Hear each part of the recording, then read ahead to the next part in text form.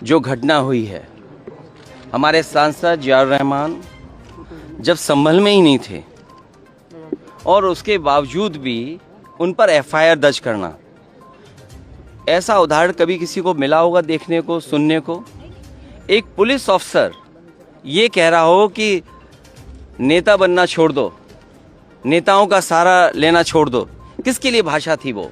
जियाउर रहमान बर्क और सोहेल इकबाल नामक ये दो नामजद अभियुक्त हैं जिनको उन्होंने अभियुक्त बनाया है। उनके द्वारा बताया गया है कि भीड़ को इन लोगों ने भड़का के बलवे का रूप दिया।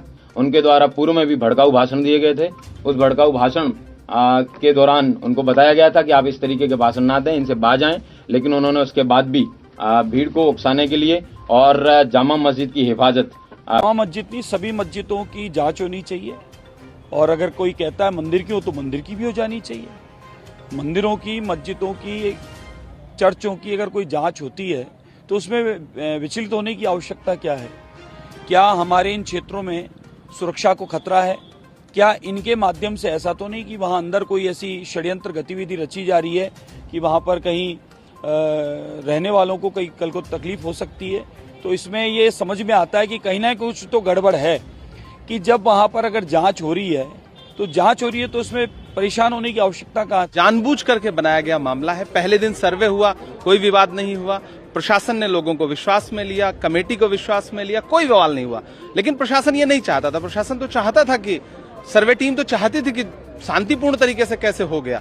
तो उसके बाद दूसरे दिन जब बिना लोगों को विश्वास में लिए और फिर एक बार की माहौल खराब हुआ, 5 लोग मारे गए हैं।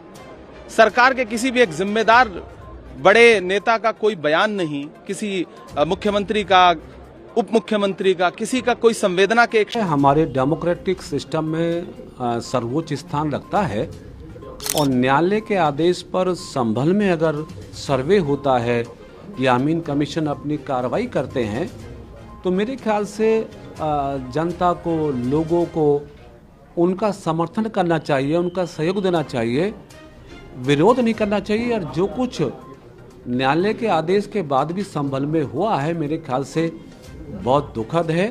मैं आग्रह करूंगा, अपील करूंगा वहाँ की जनता से कि वो कानून का ध्यान और सम्मान करते हुए ऐसे दंगे और अपराधों से बचने की कोशिश करें। बहुत दुर्भाग्यपूर्ण है ये घटना। आज 21वीं सदी में हम लोग हिंदू मुस्लिम पे लड़ रहे हैं। कौन ये याचिका करते हैं? कौन ये लोग हैं? जब 1991 अधिनियम के तहत जो पूजा स्थल जहाँ पे है वहीं रहेगा, तो अब ये कौन लोग हैं जो बार बार इस तरह की याचिकाएं कर रहे हैं? और दोनों पक्षों को सही से सुने बिना इतनी जल्दबाजी में कोई डिसीजन आना और उसको